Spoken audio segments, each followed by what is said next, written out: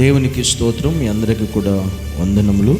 ఈరోజు దేవుని వాక్య లేఖనాన్ని చదువుదాం. ఆదికాండము 28వ అధ్యాయం 15వ వచనం.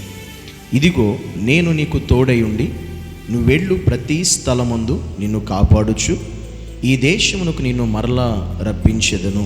నేను నీతో చెప్పినది నెరవేర్చు వరకు నిన్ను విడువనని చెప్పగా. ఈరోజు దేవుడు మనతో మాట్లాడుతున్న ప్రాముఖ్యమైన విషయం, నేను నీతో చెప్పినది నెరవేర్చు వరకు నిన్ను విడువను అని దేవుడు వాగ్దానం చేస్తూ ఉన్నాడు. దేవుడు యాకోబుతో చెప్పాడు ఈ మాట.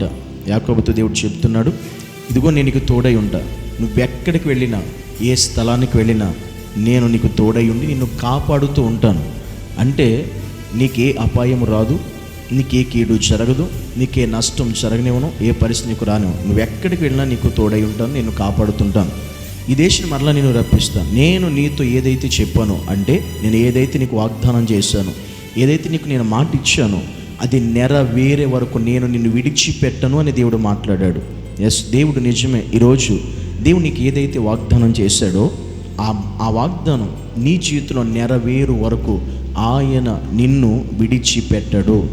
నువ్వు జ్ఞాపకం చేసుకోవాల్సిన ప్రాముఖ్యమైన విషయం, దేవుడు నిన్ను ఆయన ఏదైతే నీకు మాట ఇచ్చాడో, ఏదైతే నీకు ఇలా జరిగిస్తాను, ఇలా చేస్తాను అని చెప్పాడో అది నెరవేరే వరకు కూడా ఆయన నిన్ను విడిచిపెట్టే అవకాశం ఉండదు. మనుషులోకి వెళ్ళి నిన్ను విడిచిపెడతారేమో కానీ, ఈ లోక పరిస్థితులు నీకు దూరం అవుతాయేమో కానీ, నీకు మాట ఇచ్చిన వారు ఒకవేళ తప్పిపోతారేమో కానీ, నీకు మాట ఇచ్చిన దేవుడు గనుక, నీకు వాగ్దానం చేసిన దేవుడు గనుక ఆయన నీతో చెప్పినది నెరవేరే వరకు ఆయన ఇప్పుడు నిన్ను కానీ, నీ చెయ్యి కానీ, నీ పరిస్థితులను కానీ విడిచిపెట్టే దేవుడైతే కానే కాదు.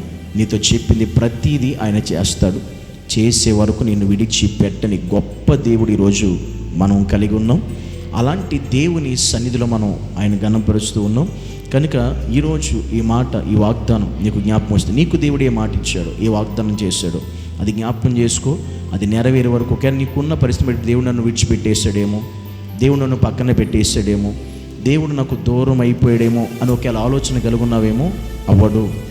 నీతో ఆయన చెప్పినది నెరవేరు వరకు అసలు నేను ఆయన ఎప్పుడు విడిచిపెట్టడు. విడిచిపెట్టే దేవుడైతే మన యేసయ్య కానే కాదు. కనుక ధైర్యంగా ఉండు. దేవుడు నీతో చెప్పింది ఖచ్చితంగా ఆ సమయానికి దేవుడు చేస్తాడు. అలాగ నా జీవితంలో దేవుడు సమస్తము జరిగించి నడిపించునుగాక. ఆమేన్. తండ్రి, నీకు వందనాలు, స్తోత్రాలు. నీ సన్నిధిలో నీ వాగ్దానం ప్రతి ఒక్క బిడ్డ జీవితంలో కూడా నెరవేర్చి స్థిరపరిచి జరిగించమని యేసయ్య నామములో ప్రార్థించి వేడుకుంటున్నాము తండ్రి. ఆమేన్.